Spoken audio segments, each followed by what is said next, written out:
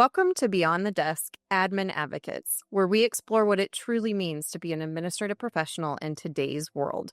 I'm Melissa Mahoney, CEO of the International Association of Administrative Professionals. And I'm Rachel Seaman, CXO of IAAP. This podcast isn't your typical industry talk. We're here to bring you real conversations, real stories, and real solutions. From AI to self-awareness journeys, we're here to discuss the deep issues that admins face every day. This is Beyond the Desk Admin Advocates. Hello, everyone. Welcome back Beyond the Desk. We have missed you all. It feels like it's been a minute. We are fresh off of Summit. We've been talking about it so much. If you still don't know what we're talking about, let us know. We'll send you a link. But we just got back last week. And it was so amazing. We're still riding the high a little bit and experiencing a little bit of the low. It's a both and. It's a weird feeling, but it's so great. And so we were talking about what we wanted to share with you all. We talked a little bit about the podcast when we were in Chicago with everyone, and knowing that many of you were not able to join us. We hope to see you in LA. We missed you. Come to LA. But what we could really talk about that resonated with us from Summit, but also be applicable for everyone. So you and I both were kind of going through LinkedIn and seeing the amazing posts. And if you want to check them out, search hashtag IAAP Summit 2025. They're uplifting in the most beautiful ways. Get a cup of coffee because it might take you a while to scroll through them all. But they are lovely. Some tears. But really, I think the theme, if we could pull out a theme, was really about comfort zone and stretchiness and stretching your comfort zone. You know, a decent amount, I think, of the people that we read talked about they didn't know anybody. They came all by themselves and they did. And what an amazing experience. So we thought we'd dive into comfort zones and the danger and stretchiness of them. And I love this topic too, because it doesn't just speak to the folks who were at Summit. Mm-hmm. We felt like this was really applicable to anyone, no matter where you're at on your journey. We definitely want to capture that momentum that those of you who experience Summit are feeling, and make sure that we have some actionable things, something you can take back into your workplace, so you don't go back from Summit and, just fall right back into your grind, which, no judgment, because it happens to all of us. When you go back into the environment, sometimes we lose some of that momentum that we were feeling and some of that high that we experience when we're together learning with our community. So I think it addresses the folks who were at Summit, but I also love it because it's a fabulous topic for anyone who didn't attend Summit. And it's a leadership competency specifically that you can practice in your day-to-day world and life. So that's why we thought we would start with that topic today. So where do we begin with leadership again? It's always going to come back to leadership. We think you know that by now. Spoiler. And I think I've said this quote before on a previous episode, and it applies here too. Like, the most dangerous addiction is comfort, right? And it is so easy. And even whether it was this summit, whether it was a different professional development, whether it was a conference, like, it's so easy for us to get on this, like, oh my gosh, this is going to change my world. Like, if I implement this, or, kind of step outside of your normal day to day, and possibilities abound. And I do it too, when I'm like, this is amazing, and I'm going to do this, this, and this, and this. And you get back in, and the emails and the phone calls and the this and the that, and you just slide right back in because it's comfortable, it's familiar, it's known. And then what do you have to show for the conference, the webinar, the whatever? Like, upskilling really is a stretch. So maybe that's where we start, is talking about like stretching and how that doesn't always feel as good as it sounds. You mentioned something too that I want to be sure we address, which is, I think we often attribute comfort zone or comfort with a positive experience, and it's not always positive. When you're talking, like you were talking about the grind of the daily emails, the phone calls, getting back into the routine, and often that's something that we complain about. in our daily life, that routine, that feeling stuck in the rut or doing the same things over and over. And that's not a positive experience necessarily, but it is comfortable for us. It's familiar. We know what to expect in that space.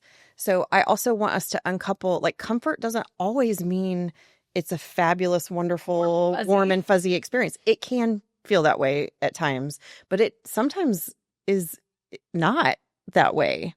I love that so much. And it's kind of hearkening back to the session that we did with Veronica at Summit about curiosity and that known, that certainty, and how nice, and to your point, whether it's warm and fuzzy, we feel it or not, like, it is warm and fuzzy to know what's happening. Our brains are wired to be certain and know what's coming next. And I think that's the definition of a comfort zone, really, is right. like, you know what's happening. 100%. Yes. So I think it's important we name these things so that you can really understand and grasp, like, okay, this is how this might apply to me in my world, in my work life, in my entire life, because we have comfort zones everywhere, and they come at a cost.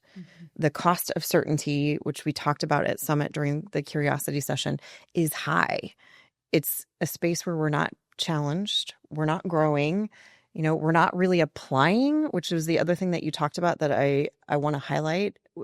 The application of the things that you learn that's the piece that is the really impactful, powerful piece of going to a webinar or experiencing a conference or upskilling in any way, whatever that looks like for you.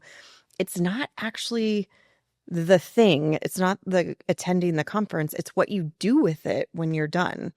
The application is the key. And that happens outside of your comfort zone, because often you're having to practice or try new things or do something different. And so that's really what we're after here, which is, how can we help you find some actionable ways to start stretching yourself outside of your comfort zone? I think the one that came to mind when you were saying that, we didn't talk about this in prep, but I think is really interesting, is a lot of times that takes, I guess I'll call it buy-in from people, especially if you're applying something that you have learned at a conference, at Summit. Like, sometimes that happens with just you, and you've got a process and you update that process and it's better and it's amazing and yay. But sometimes you want to go back and implement a process with a team, or implement something with your executive or your partner that you support. And it takes a little bit of buy-in. So that may be kind of phase 3, and I might be skipping ahead, but there is a piece of this that involves other people that I think when we think of stretching our comfort zone, we don't always take that into account. So recognizing the relational piece, I think, will give us a little more space to stretch further. Yes, agree. And to your point, that might be step 3 or 4 as you're planning out how to start practicing or applying. But to be honest, depending on what it is you're trying to do, that might be step 1. If you're trying to do something that is going to maybe impact the normal flow of your relationship with the people you're supporting, or how you're doing your work on a day-to-day basis, if it's going to change or stretch some of the spaces that are routine for you in your workplace, you may have to have those conversations first. That may have to look like, hey, these are some competencies and some skills that I learned that I'm really trying to put into practice. And in order to do that, it might impact this recurring meeting that we have, or these deadlines that we've set. I can't practice this if I don't have some space in my week to actually start to navigate the practice or apply that differently. So you may have to be really thoughtful about who's going to be impacted, how it's going to impact your workflow, your deadlines, your processes, which that in and of itself is sort of a phase 1 or step 1 to stepping outside of your comfort zone, planning for some of those things, thinking about how this skill or competency might impact your routine, your weekly, daily flow. Yeah. And I feel like this goes without saying, but usually those are the things you have to say. are why would we stretch outside of our comfort zone? You mentioned, they're not always positive, they're familiar. And I think, we can know why, like, of course I want to grow. Of course I want to, improve my skills and all of the things that we say, but there's knowing and then there's knowing. And for those of you who are listening on podcast, I'm pointing to my head and then like my gut, like, something in your head, like I need to stretch. But there's that thing that you just have that gut feeling where you're like, I need to do something different. Like I feel stuck. I feel, like the world is passing me by. I feel like, my role is changing and the organization is changing and I feel like I'm going to be left behind. Mm-hmm. Like I think it's important to call out, and even, for you individually, our listener, like, sit, grab a cup of tea, grab a cup of coffee, find a quiet place in even 15 minutes to get in and really do some self-reflection on where some of those comfort zones are, where you've been ignoring some of those feelings. Because until you have buy-in yourself about stretching the comfort zone, this is all going to be wasted time listening to us, honestly. Yes, and there is legitimate risk here. So it's not easy. It's not it's literally stepping outside of a space that you feel comfortable. So there's some risk there, and there is a reward on the other side. And sometimes you won't know exactly what that reward is going to look like. You won't know exactly how much impact it's going to have or how much reward is on the other side until you actually do it. So there's risk in that, just not knowing. We talked about certainty and the cost of certainty, but the reality is there's a lot of comfort and a lot of human biology that is at play here, where your brain is telling you, no, we're going to protect you and we're going to keep you. Yeah, we're going to keep you in this space that's not scary. And the reality is you have to actually take some risk to step outside of it. So I love the advice around, getting a cup of tea or whatever you find soothing enough to get really reflective about the spaces where you're ignoring that gut feeling, where it's time. You know that this is a challenge that you really need to tackle. Find those spaces and just pick one, which I think is aside from thinking about relationships and who to talk to. Step 2 is don't if you identify 5 spaces, you can't address all 5 of those at one time. So you're going to really need to pick one thing that you can focus on, one thing that feels actionable and tangible to you.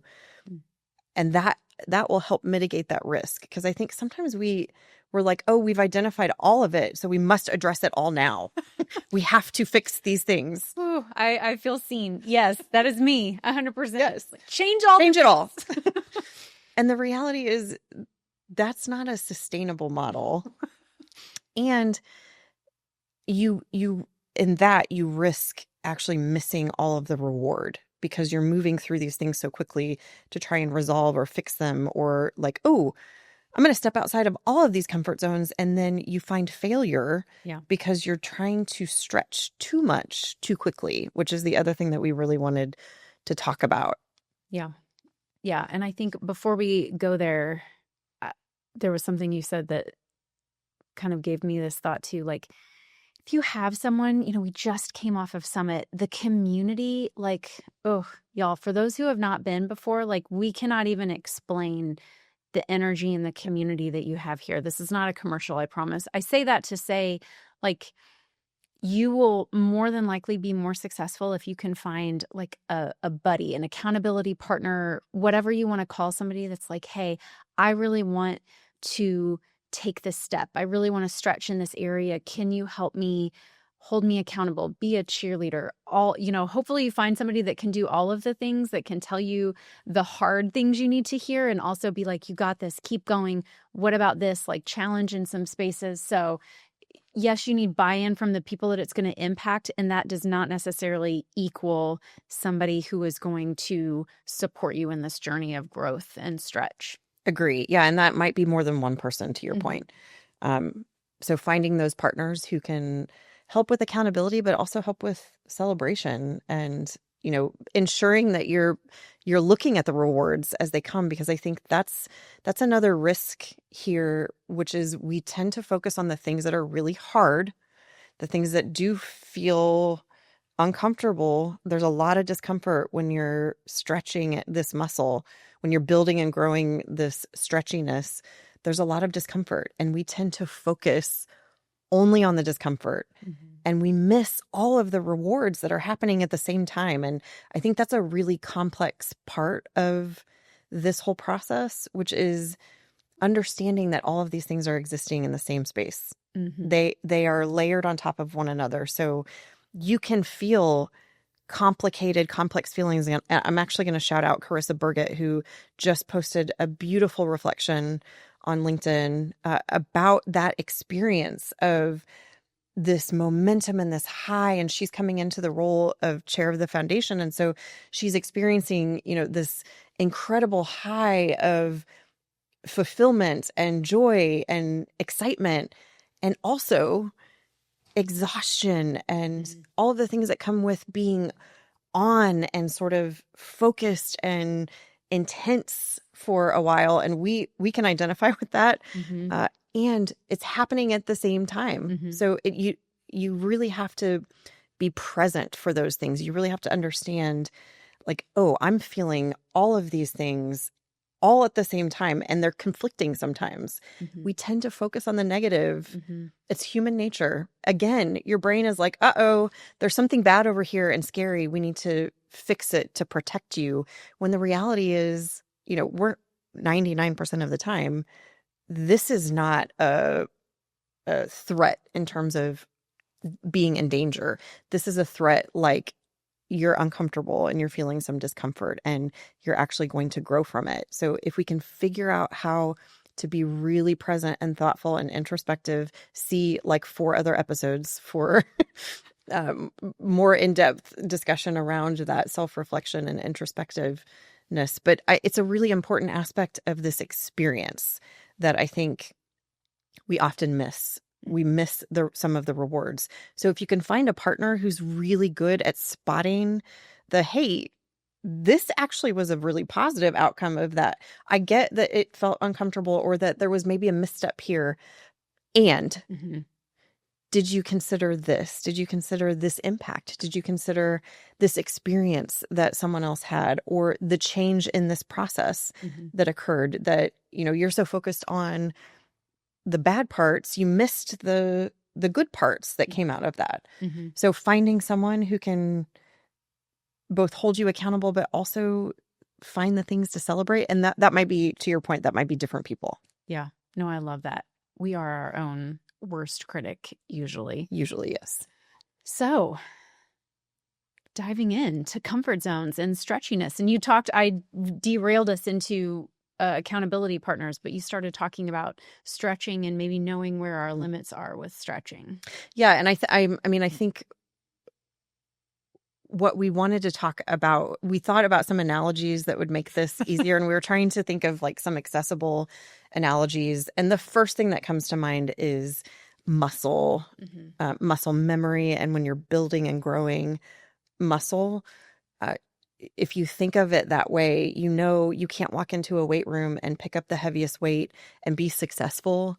You might be able to carry it around, but you're not going to, lift it for an extended period of time or do multiple sets with the heaviest weight that's in the weight room. You have to build your muscles and continuously increase the weight level and get stronger and stronger and stronger. And you can do it more often and you can lift heavier weights the more you practice building the muscles. And it's very similar to that. If you, like we talked about, if you've identified 5 or 6 things and you go after all 5 or 6 of those comfort zones at one time, the likelihood that you fail is very high. So concentrating on building the muscle, and then it will feel less aggressive or abrasive as you grow and build that muscle. And then you might be able to increase capacity. You might be able to address more than one comfort zone, because some of the things you've already addressed make that experience, you've truly grown and strengthened that muscle. Mm-hmm. And so some of that muscle memory gets maintained, and it can go away. So public speaking is a really good example, I think, for a lot of folks. I think a lot of, especially folks in our community who aren't required necessarily to be out in front all of the time. Public speaking is one of those things that I think a lot of our community has identified as an opportunity or a comfort zone. Not having to do public speaking is a comfort zone for folks. And the reality is we are not experts, or we experience discomfort every time we are required to do any sort of public speaking engagement, including recording this podcast. And yet, when we sit on that skill, so if we haven't done that for a while and then we come back into it, it's harder every time. But when we're doing it day after day or month after month or however frequently we're doing it, when we're doing it regularly, the discomfort is much less abrasive than when we take a break from it for a while. And that is no different than any other comfort zone that you have. If you work on that and you step outside of the comfort zone and then you fall back in to the comfort zone for an extended period of time, you're going to have to re-engage to build that muscle strength back. Yeah, I love that analogy. I heard this saying the other day that is going back to your weight analogy, but still so apt, is the heaviest weight you'll lift at the gym is the front door. And I loved that so much. I'm like, whoo, seen. And there is some truth to that. Like that first step, that first stretch, that first moment that you're like, ooh, that, we can feel it in our bodies. That's the other piece. And we don't necessarily have time to go into it, but you recognize your physicality around comfort zones and be able to name and identify that like off feeling or out of sorts feeling. And once you know it, then you're like, okay, that's what's happening. But that first step is often the hardest. I know. And as we were talking, I know not everyone has the ability or accessibility to experience weightlifting or that going to a gym experience. And so the other thing that came to mind for us is driving a car. When you learn how to drive a car, and then we do it pretty frequently, for those of you who do drive, you do it pretty frequently, but think about a time when you've gone on vacation for 2 weeks and you come back and you have to drive yourself home from the airport and you're like, whoa, do I remember how to do this? Which pedal is which? You haven't had to drive for however long you've been gone. And then you come back and you're like, okay, I remember how to do this. I remember how to turn into traffic. I remember, how my car feels and navigates. That experience just highlights that you do have to continue to build those muscles and that muscle memory. And sometimes if we sit for too long, we get sedentary, and not physically. I mean, that's true too, but mentally, if we are slipping back into that comfort zone for any amount of time, it can regress some of that progress. So it's a constant commitment and recommitment. And there's nothing wrong with the breaks or sliding back into your comfort zone. There are definitely seasons of life where it's required, depending on what's going on in your world and what's going on in your environment. So we 1000% give you permission to intentionally or unintentionally slide back into some of those comfort zones when you need to. But just know you're going to have to prepare yourself for what it takes to then step back outside. Now, hopefully it won't be as hard as the very first time you did it, because, you hope there's still a little bit of muscle memory left there. But we don't want you to be surprised when you're like, wait, I already did this work. Why does it feel so uncomfortable again? Well, sometimes if we're not practicing it frequently, that's kind of what happens. Our muscles tend to atrophy a bit. Yeah, absolutely. Well, and I know we're wrapping up, and we've talked about it already, but I think it's important to call out, like, knowing and recognizing yourself well enough to know when you're close to a breaking point, when there is too much stretch happening, or when something else, life happens, like we know, and it's coming in and you're like, oh, I need to back off on this so that I can go in this other space that is way outside of my comfort zone to deal with whatever is happening. Like making sure, because once you break, it's really hard to put it all back together, and you're nervous about stretching again. Like we could go down all kinds of analogies, but I think that's the other thing. 100% agree with you on the permission not to kind of move in spaces that aren't ready to be stretched yet, and recognizing if you have, I'm calling myself out, if you have my tendencies where you're just like, yes, all the things, like recognizing when that breaking point is coming so that you can pull back and take a deep breath, take time, take whatever you need to take to give yourself space before you stretch again is a vital kind of end piece of this combo, I think. Yes, agree. And I mean, I think there's also risk, as you were talking about, this concept of like, let's do it all. Like I've identified it all. Let's do it all. There's a risk there too around becoming addicted to the growth part that you experience, that high of this. You get like an adrenaline rush when you're like, oh my gosh, look at the reward over here. And then we just start searching for that feeling and we lose focus on why we're actually trying to stretch. And so when you start chasing that, that's when you have a hard time seeing like, oh my gosh, I'm overcommitting.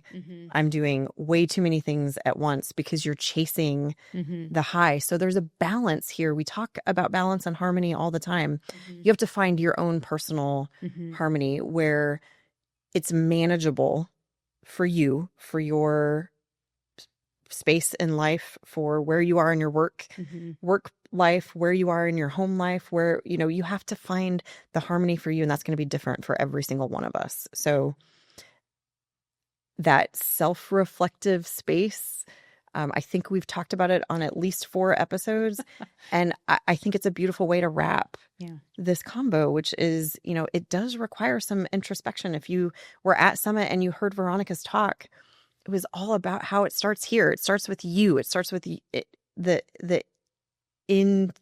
inside reflection that we must do. That's where you're going to find the leadership competencies that you need to succeed. Yeah, absolutely. Hopefully this was helpful. We look forward to stretching with and alongside you. Yes. And we will see you at the next episode. Yes. Thanks, y'all. And that's a wrap for today's episode of Beyond the Desk Admin Advocates. We hope you enjoyed diving deep into the world of admins with us. Remember, this podcast isn't just about listening. It's about taking action. Whether it's advocating for yourself in the workplace or supporting your fellow admins, let's continue to elevate this profession together. If you have any thoughts, questions, or topics you'd like us to explore in future episodes, don't hesitate to reach out to us on social media or through our website. Until next time, keep pushing beyond the desk. And remember, change begins with you. Thanks for listening, and we'll catch you in the next episode.